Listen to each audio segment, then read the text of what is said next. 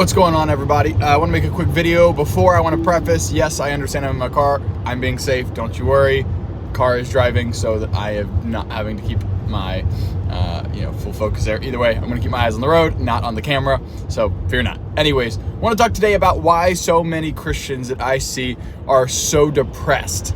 When I think of Christianity, I think of a joy unspeakable mentioned. When I think of Christianity, I think of peace that surpasses all understanding, and that we're supposed to be this radical, crazy, on fire group of people.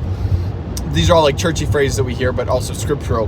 But when I look at actual Christians' lives, is that what I'm actually seeing? Am I actually seeing people who are super crazy on fire? Am I actually seeing people at large is what I'm referring to. I'm not talking about you individually maybe, but at large. When I think of Christianity at large, am I seeing a group of people who are just joyful as could be and don't have a thing that can get them down? The answer is a resounding no, obviously. I think that we would all come to that same conclusion that answer is no.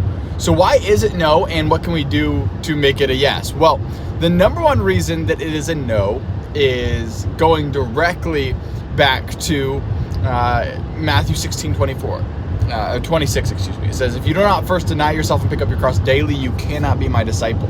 That's 24, sorry. Whoever finds his life will lose it. Whoever loses his life for my sake will find it. For what profit is it if a man gains the whole world yet loses his soul?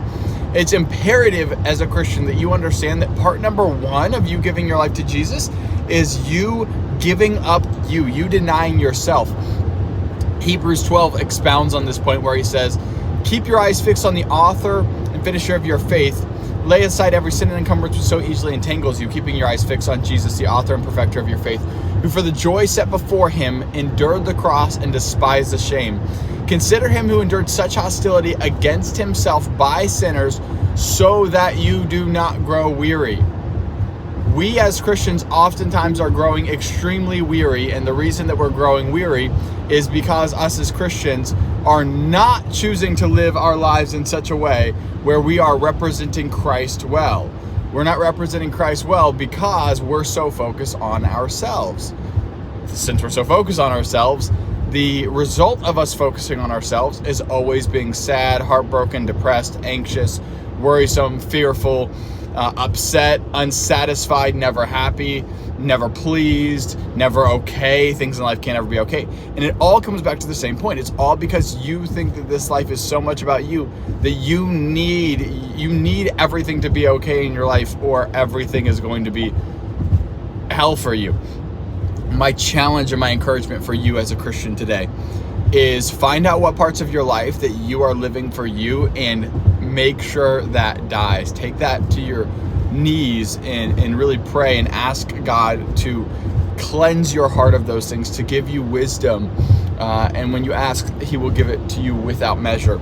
Ask God to give you that wisdom so that you can represent Christ to the best of your ability by not letting the life circumstances around you determine who you are and how you are. Your joy is made complete by obeying Jesus' words, it tells us in John 14-17, as well as by what Jesus did on the cross for you. So if we know that that's the truth about how our joy is found, and if you're finding your joy in anything else as a Christian, no wonder you're constantly unsatisfied in your walk with Christ. So today, as you go on, make sure that you're not living for you. Jesus says the greatest command is that we would love God with all our heart, soul, mind, and strength, and we would love our neighbor as ourselves. If you're doing those things, you don't have a ton of capacity to be so focused on you anyways. You don't have a lot of time to focus on what you didn't get and what you wanted and what you were expecting, what you wish was different, and what you wanted to happen that didn't happen, and why you didn't get it your way, and why if only they treated you. Do you hear this? It's the way Proverbs says, the way that seems right to a man, and it leads to death, it leads to destruction, it's killing you.